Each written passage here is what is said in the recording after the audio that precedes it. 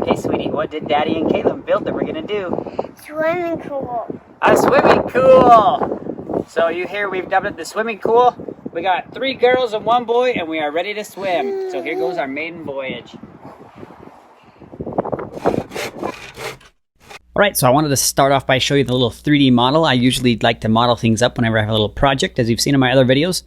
So this was kind of my idea for this pool, is that I wanted to use, because 2x4s you can get in like 10 foot, 12 foot, and 16 foot lengths or something like that. And this is just a regular old stud. This one right here, so this is almost 8 feet, it's a little shy of 8 feet, some like 7 foot 8 or something. So that's a regular 2x4, that's a regular 2x4 studs for walls. And this is a 2x4, but it is 12 feet.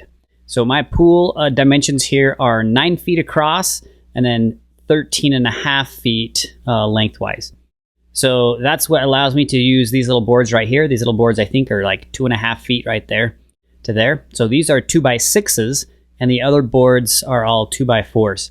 Now, so the boards that I actually purchased were these, that 2x4, and then I bought that stud and that stud. All of the rest of the wood, 100% of the rest of the wood, I got free. And like construction sites, they have lots of leftover wood and stuff like that. You can go ask them and they'll usually let you grab scraps. So even all the sheet wood in the middle of this pool, I got all of that wood for free as well. At the end of this video, you'll want to watch to the end because I do show you how a few of the changes I would have made. And one of those changes is this bottom plate I would have turned into a 2x6.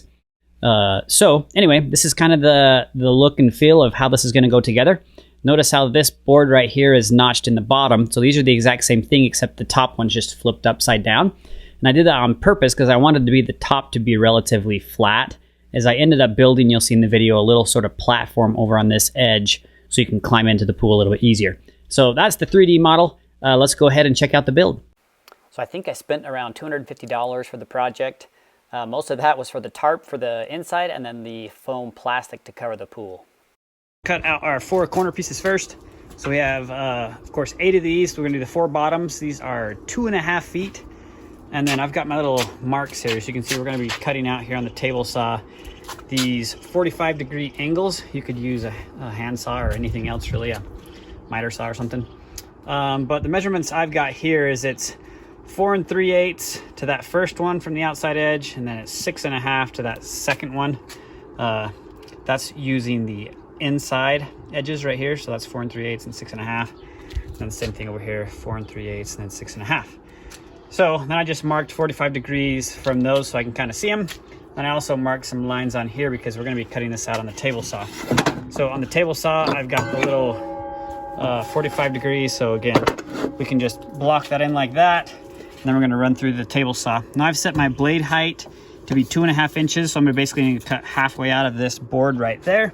But you can kind of cut, if you wanted to do the full 2x4, you could do 3.5 inches or whatever you want to do. So we're going to do 4 of these. So I'll cut these out. If you kind of are doing your own measurements and you're not doing exactly a 9 by 13.5, which is what my pool is going to be right here.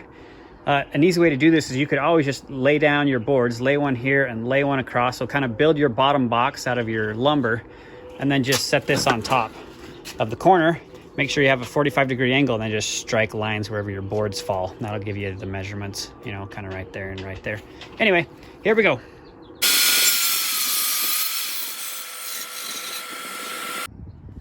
So now we got one cut out. We're just gonna mass score all these so that we can just kind of do all of them at once here.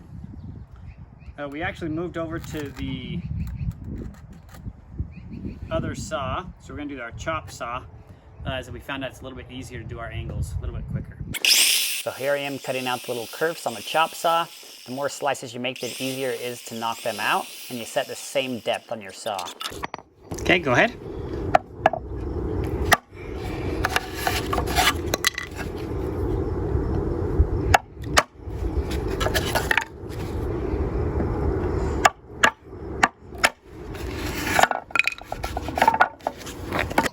Then just clean up those inside bits here with the chisel to make it a little bit more smooth for stapling them together.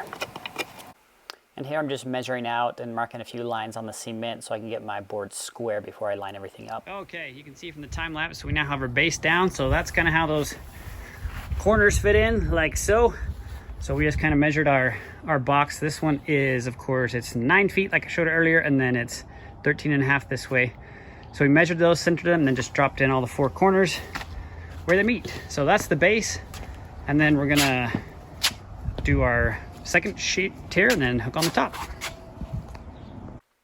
So here I am screwing in these little risers where the top tier is gonna sit on top.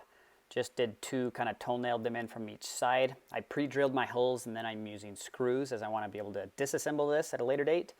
And then we're putting the little side panels here. Didn't use a whole lot of screws here because, again, the weight of the water pushing out against the walls is going to hold those pretty tight. So just tack in a few screws here and there, and that should be plenty. And then lastly, just kind of doing these little corners, and then that's it. So I went ahead and fastened, you can see on each of these, 2 corner plates on all my corners there, so that inside piece would fit in there. So we're all ready to go. We're going to leave that last hole open so we can get in and out of it.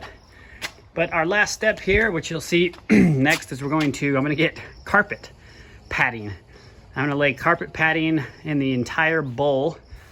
So I thought carpet padding actually might poke a hole, so I ended up ordering this 1/8-inch foam padding. I'll put a link in the description. I'm also going to get, my idea is to get pool noodles and run a pool noodle strip all the way along the inside edges. I'm going to cut it kind of in quarters, so I'll get a nice little sort of rounded edge as it comes down from the wall and transitions to the cement. So I'm going to do that on the corners. I'm also going to end up putting pool noodle on the top rim just to kind of protect it. So we'll put pool noodle, we're going to lay down carpet pad, then we'll put the little tarp I bought inside of that, and she's ready to go. Fill it full of water and give her a whirl. Not a whole lot to see here, just cutting these little poodle noodles in quarters so I can use them for my coping.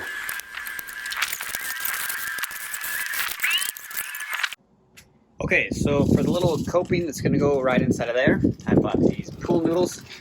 These are kind of the bigger pool noodles. I think they're like, I don't know, 4 inches across or something like that. They're like $5 a pop. So what I did is I just cut it in half twice, so half and half, just with a little knife. They actually cut really easily. So I just kind of held a string line. So the idea here is that these are going to go like this. So they're going to act as sort of the coping or the little edge down here. So my tarp's going to come down here and then go like this. And the only reason for this is basically so we don't have this really hard turn right here, and there'll be a lot of water pressure. You don't want any kinks or pops right there. So if you have a little bit of an edge, it kind of goes like that. That'll work better. Now the problem here is that you can see that it's a little bit rounded, right? It'd be better if this was a straight line, a straight 45 degrees. So what I'm actually gonna do is I'm gonna run them through my table saw because I've got a 90-degree angle there, and then I can cut this 45. So let me show you this on my table saw. So my table saw can rotate. So I've rotated my blade, you can see 45 degrees. So basically I'm gonna take this little noodle and then you're just gonna run it through like this all the way through, and you can see that's gonna just cut that little edge off so that you can see it's then gonna be a nice 45-degree angle. Go nice and slow on the table saw to prevent any accidents, just trimming these guys down here. All right, so I've just added this little brace on the side. This is the 14-foot side. So I had this little 4x4 I cut in half, put one on the other side, and then just kind of brace that like so. So that just makes this wall a lot sturdier. Now it's not really moving at all, so it's gonna do a little bit better there. And then also I cut, these are the little pieces I cut off right when I did that little 45-degree angle in the coping. And since I don't know what to do with these, I'm actually gonna take them and lay them on the inside of all these little corners right here. So I'll kind of show you. I'll just lay these down like that. You can see that makes a nice little transition. And then my foam will go on the outside of that. So I'll kind of place those all down in there on each of the corners. And then we're ready for the... So I just tacked these little guys down with tape to hold them temporarily while we got the foam around. Don't do this on a windy day. It's very hard to do windy. But you can see I have a little spray can of this sticky spray. So you can kind of spray that on the wall as you go, and that helps the foam stick to that. All right, so it is all taped up. You can see I've got my little corners in there that we cut earlier. I have the foam around all the bottoms, the tops. There's Caleb excited for it. And now we're getting ready to lay out the big giant tarp. So we're gonna lay this down and fold it out, start to fill it up. So here we are, just kind of folding out this vinyl plastic tarp that I bought. Link again down in the description. And then just make sure you have some tape so you can kind of tape things as you're going. A few staple guns to be able to staple to the back side to hold things in place. And then here I'm just kind of framing up this end. You'll see in a minute. All right, we are ready to swim. So you probably saw in time lapse, this is kind of something I wanted to do. I actually got this piece of Trex, this big old 10-inch by 12-foot in the coal lumber pile at the hardware store. So it was super cheap. And when I saw it, I figured, oh, I'm gonna make a little kind of a sitting place so you can kind of climb up, sit, and get down in easier. Anyway, so I kind of framed just a little small box like that, so where you can put that on. That'll also help kind of reinforce this end. So I did fill it up with water. It's got, I don't know, maybe 1.5 feet, 2 feet probably-ish in there. And everything's looking pretty good.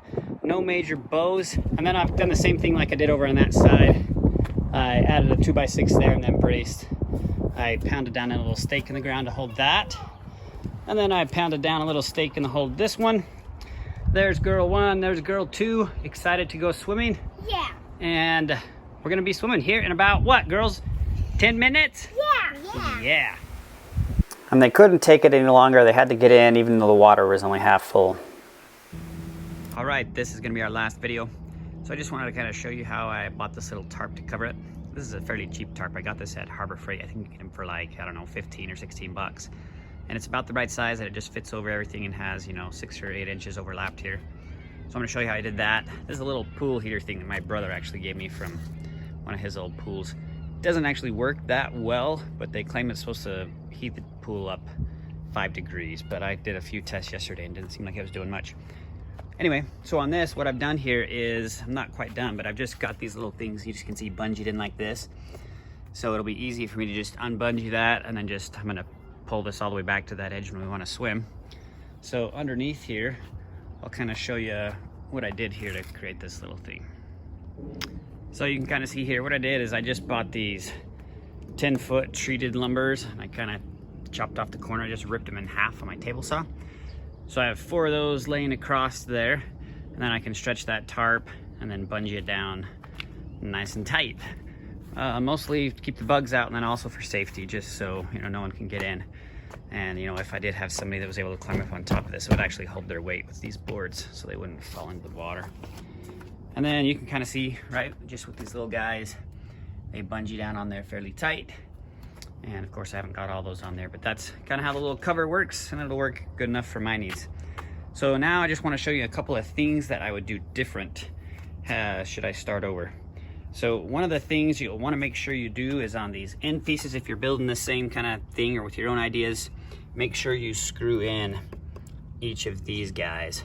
I actually missed one corner, and after a day or so, this started to pop out a little bit. So I had to drain a little bit of water and push that back in. So make sure you screw all these pieces down in so they lock nice and tight so your corners don't break out. I also added 2 extra little braces, one right there and then one right there, because I was getting a little bit of bowing. So if I were to do this again, I would, on this bottom plate, instead of a 2x4, I would do a 2x6.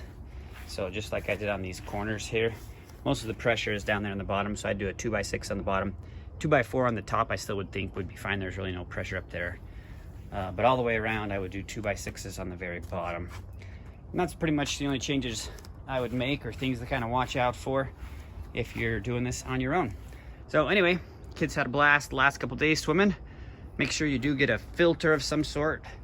The reason why I started building this entire thing from scratch was just kind of a fun project with my son to do, but then my brother, he had this little pool heater and then this little extra pump that was from some old pool. So I used this little pool pump to filter the water. Make sure you get a filter in there, and then also probably some chlorine eventually if you plan on keeping it all summer, because it'll start to get mildew if you don't get the water filtered. Anyway, that's it for the pool backyard do it wrong yourself build video. All right, thanks for watching. Oh, and don't think we didn't get a basketball hoop, because we did.